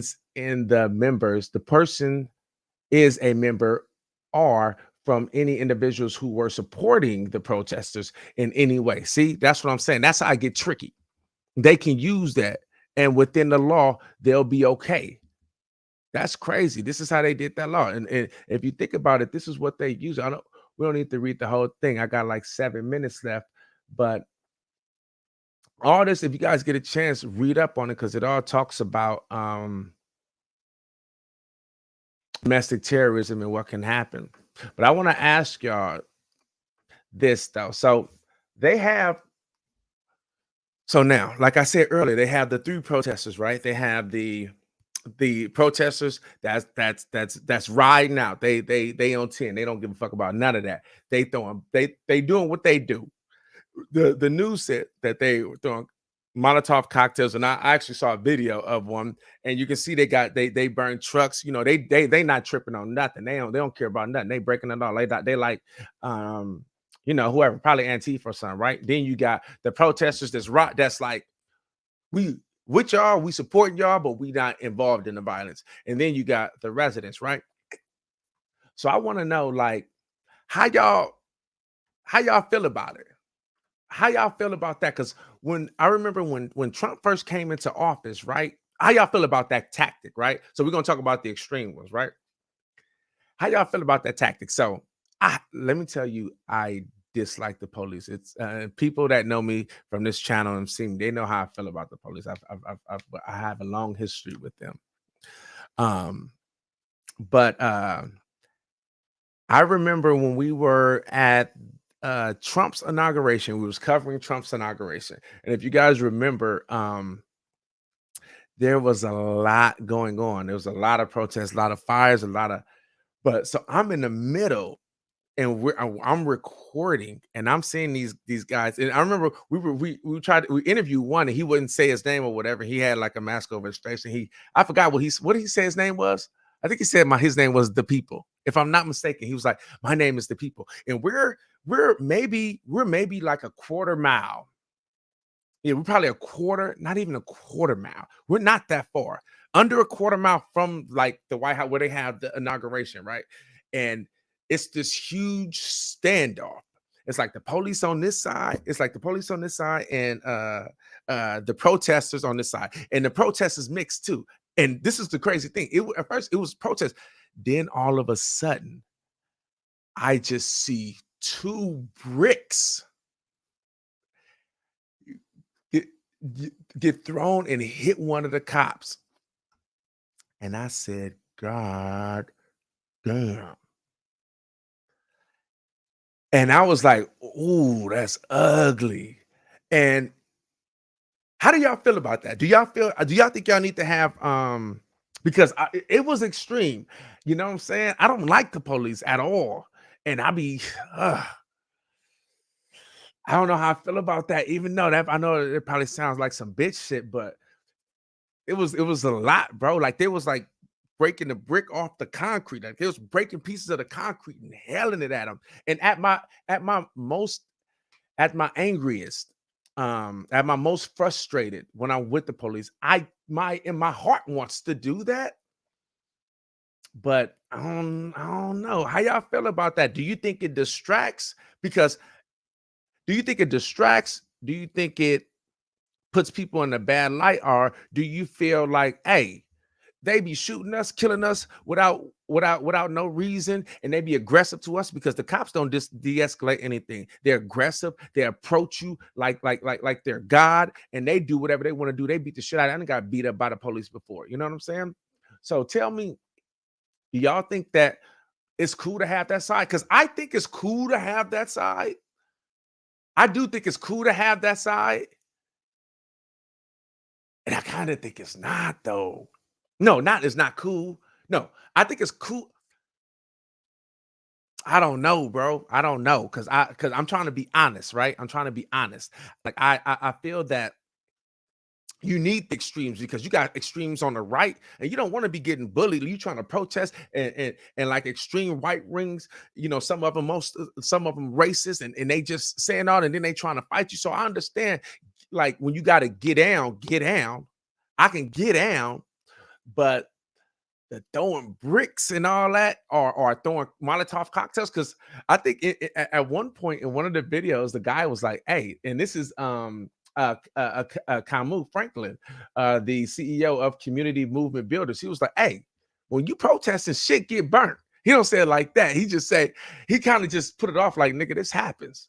I ain't tripping on none of that. That's kind of how he like, when they asked him about, but they said that cars is being tortured and these are the rest. He's like, psh, yeah, and we hate that, but that's minor to what could happen if they build this and take down these trees.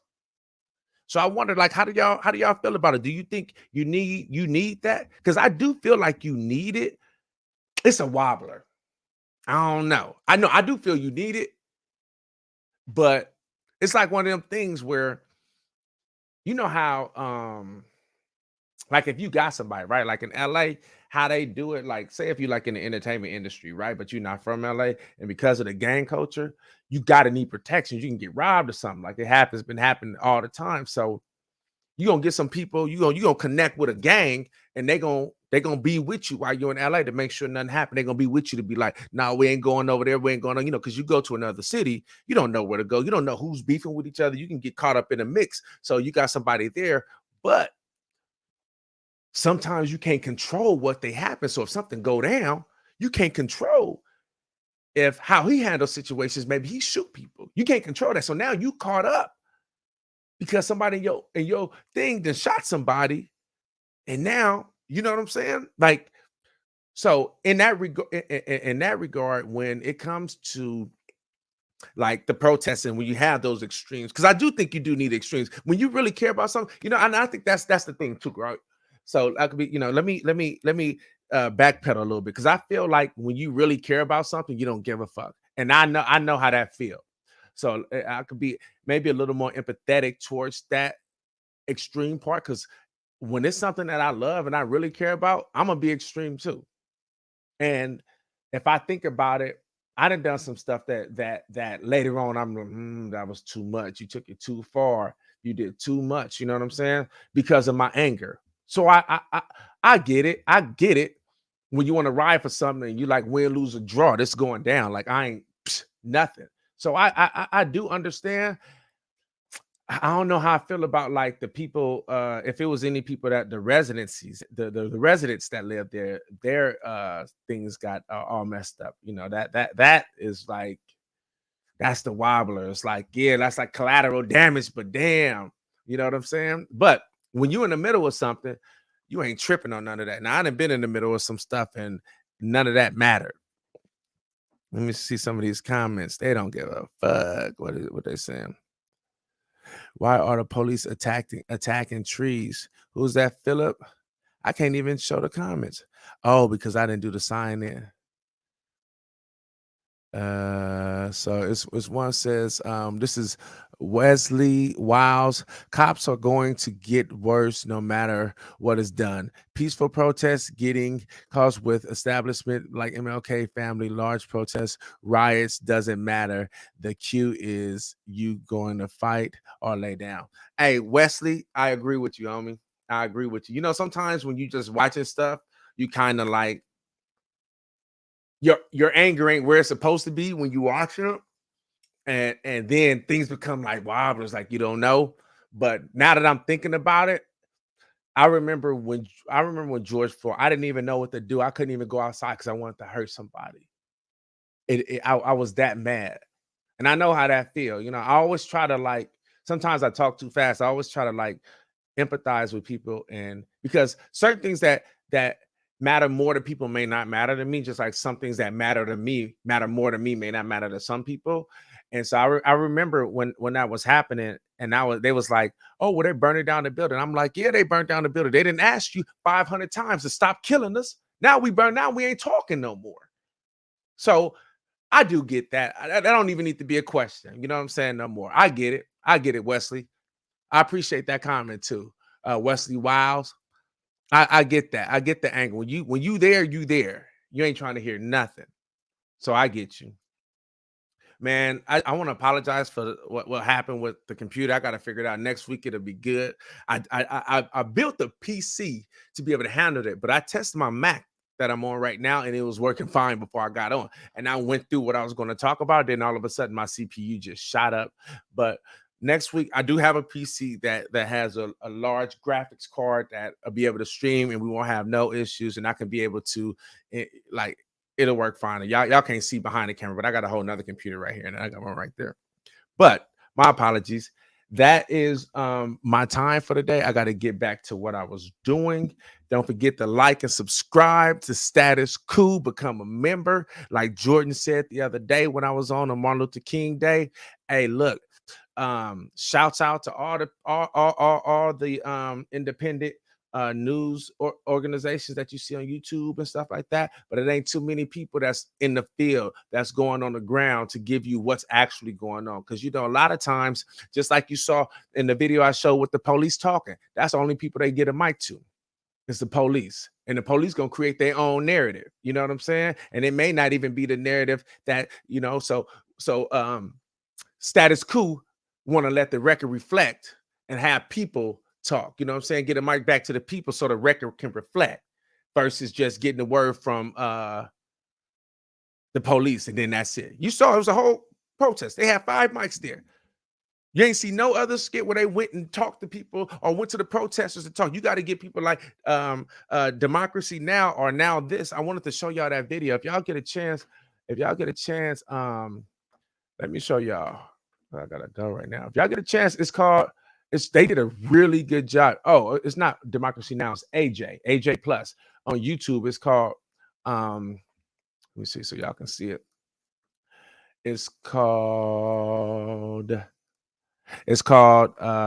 Police versus Atlanta, the battle over Cop City. It's really good, and it gives you both sides, and it gives you like the whole question I posed about the 3 type of protesters that's there, and it talks about the environmental hazards that they've been having in that lake, in that area. And it gives you a lot more information. I wanted to show y'all, but things kind of got messed up. So if you guys get a chance, go there and check that out. But like I said, subscribe donate, become a member. Because like I said, if you want the record to reflect what's really going on, you want to have somebody on the ground that's going to give you the mic, and that's not going to try to dictate your narrative.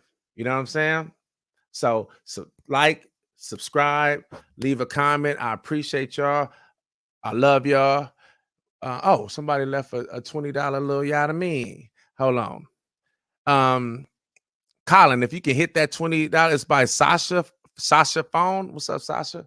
Building a movement requires community building, and that requires consideration of consequences for everyone in the area. Protection when needed, but resistance when you put others at more risk than you. That's absolutely right. I appreciate that. And that's kind of what I was saying. Like I said, sometimes when I see stuff and it's something that may not be on the top of my list, I look at it in another way versus like how I would look at, because when people really care about something, I always try to connect it to like how you feel about your kids. You're gonna die for your kids, you're gonna go to jail for your kids. You ain't tripping on the consequences. Fuck the consequences, nigga. We going, right? So when you really feel a way about something, I understand. Sometimes you got to put your life on line, Sasha, like you saying, to get change. Martin Luther King, it was just his birthday. That's what he did. I mean, it looked, on the outside, he was just protesting, but you got to think about the time it was. People were getting shot just protesting. It was getting rock stone just for protesting. They wanted you to shut up, nigga. That's what they wanted you to do. And if you just protested, you got killed. So he put his life on the line. Malcolm X put his life on the line. So sometimes when it's called for, you do have to do that, because that's when change happens, when you're willing to die for it. You know what I'm saying? So I agree. I agree with you on that. And you want to have some people on your team that's willing to die for whatever you care about. So they do matter. All three of them. They all play a part. So I agree with that. And so from that point, I'm up out of here. Fake police was the Philip Blair. Fake police endanger everyone, on God, including good police. Whatever. Ain't no good police. They do good things. Police make, I cut my son's hair, but I ain't no barber. Some police that do good things, they ain't good. If that was good, they wouldn't have became a police officer, because the training corrupts you, bro. The training corrupts you, homie. You know what I'm saying? If it wasn't that, if the training was different, then maybe I say it's some good cops, but they train you not to be good, bro. They train you that way. So it's hard to say that there's good cops, because the training teaches you how to respond and act based on where you are. So it's hard for me to say that there's good cops. There's cops that do good things, but good cops, a lot of the cops was bullied when they was kids. They didn't know how to deal with their adolescence and their youth. You know what I'm saying? They don't know how to please their wife and all that little stuff. So they got all this pent up anger and frustration, and then they take it out on the streets. You know what I'm saying? I ain't tripping on nothing. Anat. What's up, Anat? I'm the Godfather, FYI. I don't know if your husband told you that. But anyway, I'm up out of here, y'all. I got to get up out of here. Love y'all. I'll see y'all next week, and everything will be better. I apologize again for the little stutter, and we'll get to it. How do I think leave the studio.